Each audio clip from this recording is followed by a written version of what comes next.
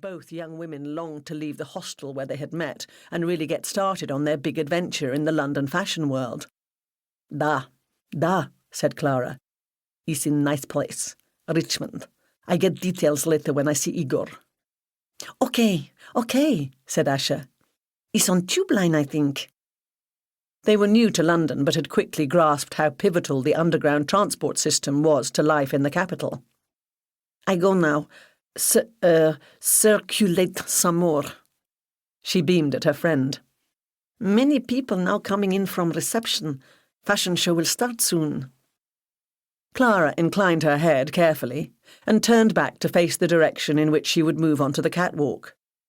She knew the excitement she felt right now could not compare with the rush of adrenaline she would experience when her turn came.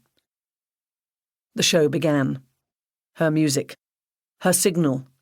She raised her 6 feet of beautifully proportioned frame onto the runway, allowed herself a second to savour the moment, and moved forward into the glare of the lights. She had come a long way to make this short walk. An hour later, she could tell it had gone well. Clara's part finished with the first collection, and she was able to get changed and watch the second from the back of the room. She heard the buzz, sensed the excitement, watched the nodding heads and animated conversations, and knew the evening had been a success. 2 columnists passed her, and she heard a snatch of conversation. I've always had a bit of a pash on Passionista.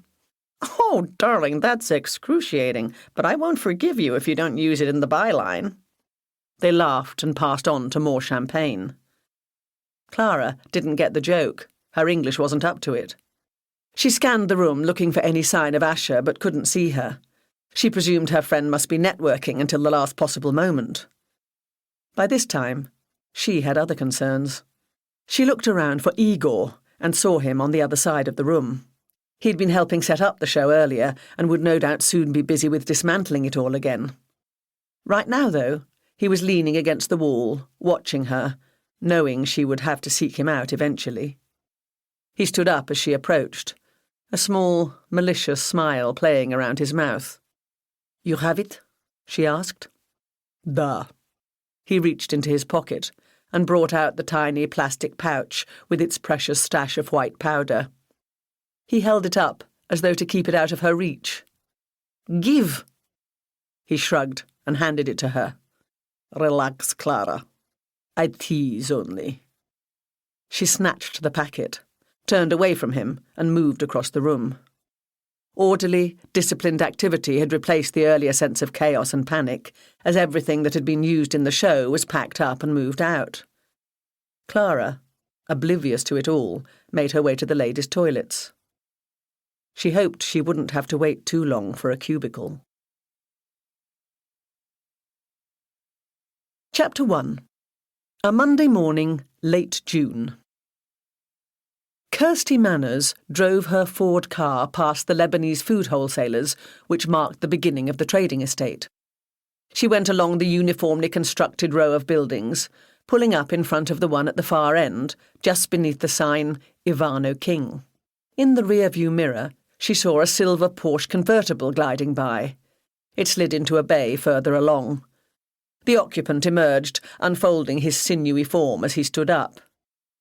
He was Ian King, the man behind the label. As he came past her to enter the building, she made sure her bare, silky legs were just emerging from her car.